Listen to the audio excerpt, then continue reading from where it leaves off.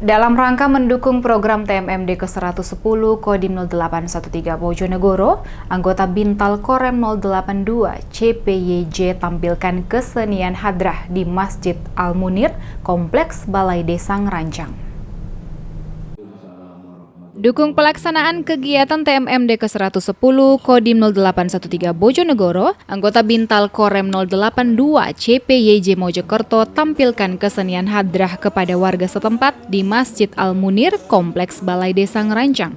Dalam kegiatan tersebut, Sersan Mayor Nur Suyanto, anggota Bintal Korem 082 CPYJ Mojokerto menjelaskan, tim hadrah Korem 082 CPYJ telah berdiri sejak tahun 2000. Menurut pengakuan Sersan Mayor Nur Suyanto, kelompok ini pernah mendapat juara tingkat Kodam. Tak heran apabila anggota Satgas cukup mahir memainkan kesenian hadrah. Di sini acara adalah kegiatan TMMD, kita mengisi sholawat Nabi.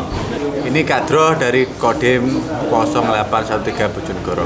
Alhamdulillah kami dari warga tadi, dari Pak Kades, perangkat, tokoh masyarakat, kebetulan mereka sangat antusias dengan kehadiran kita di sini dan mereka sangat senang dengan keberadaan kita di sini.